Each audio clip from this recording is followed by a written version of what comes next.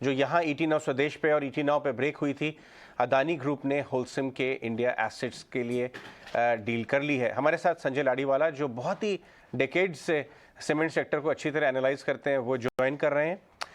Good morning Sanjay, बहुत बहुत धन्यवाद हमारे साथ आने के लिए। और रोनाल्ड सियोनी भी हैं शेर खान के, वो स्टॉक्स और सेक्टर पे इम्पैक्ट बताएंगे। बट संजय, सबसे पहले आपसे पूछूंगा मैं कि ये एक सेकंड लार्जेस्ट कंपनी बन गई है अदानी ग्रुप, ये दोनों एसेट्स लेने के बाद।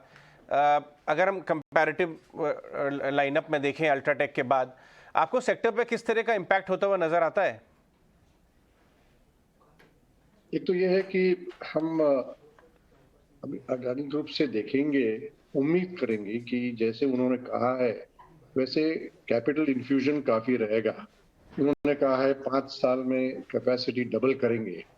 ऑर्गेनिकली तो शायद नहीं कर पाएंगे, एक्विजिशन रूट से करेंगे तो कंसोलिडेशन ज्यादा होगा, इसकी वजह से प्राइसेस भी स्टेबल होगी और थोड़ा ऑर्गेनिकली भी एक्सपेंशन होगा तो कैपेसिटी बढ़ेगी, जिसकी जरूरत है, जिसके स्कोप भी है।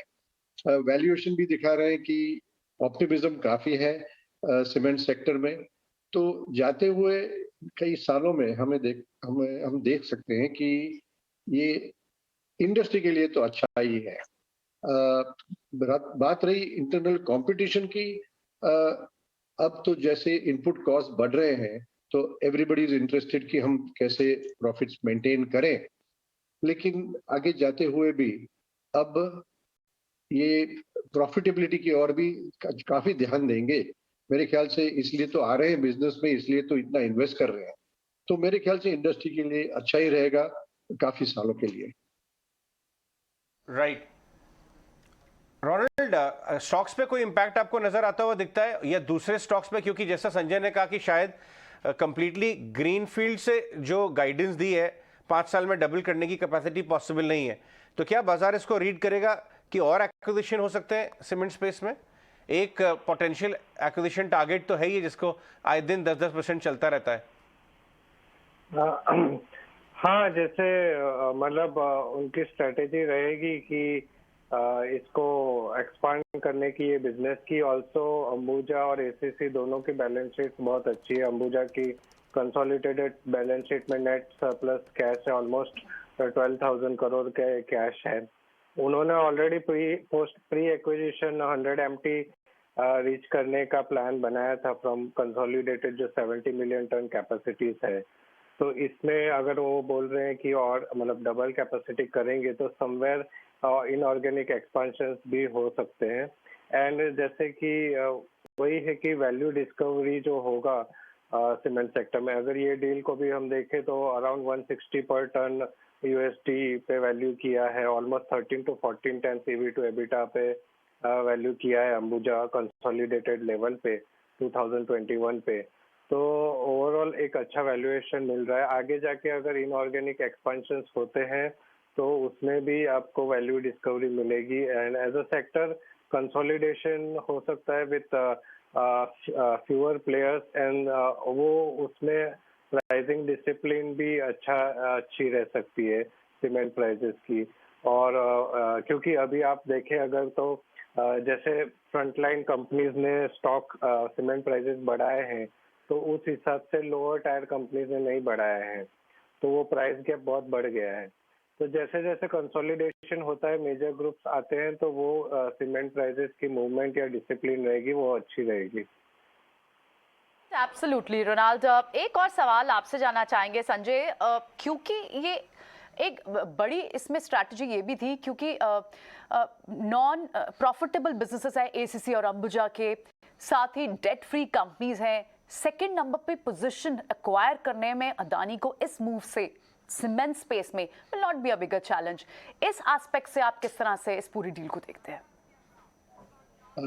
ये अंबुजा एसीसी तो ऑलरेडी होलसेल सेकंड प्लेस पे तो था ही, तो अब सवाल ये भी है कि वो सेकंड प्लेस पे आ गए, उन्होंने होलसेल अगर एक्वायर कर ही लिया है तो ऑटोमेटिकली ही स्टेप्ड इनटू दो शूज, तो सेकंड प्लेस पे है ही। सवाल ये है कि कितना आगे बढ़ेंगे इस दौर से, ये लेवल से।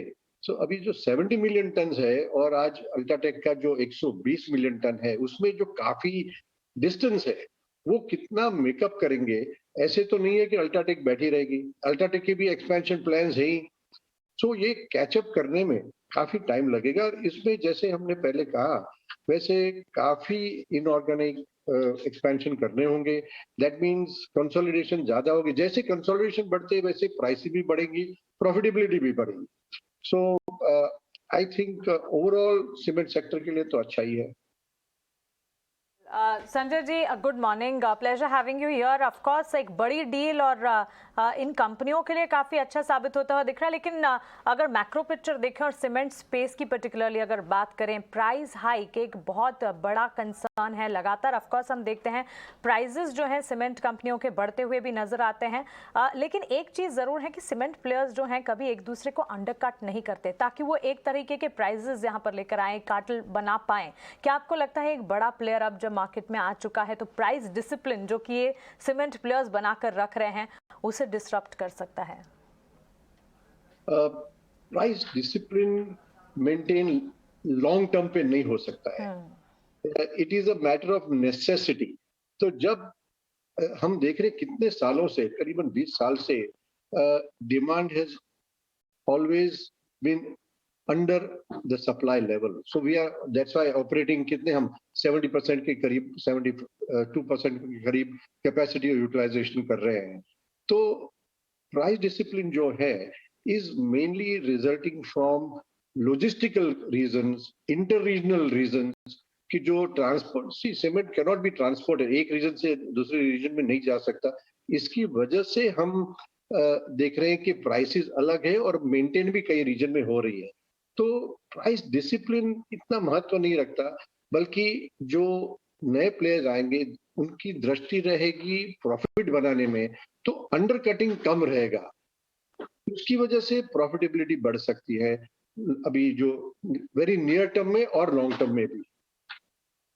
Right, alright Ronald. संजय, बहुत बहुत धन्यवाद आज हमसे बात करने के लिए, अपनी कमेंट्री शेयर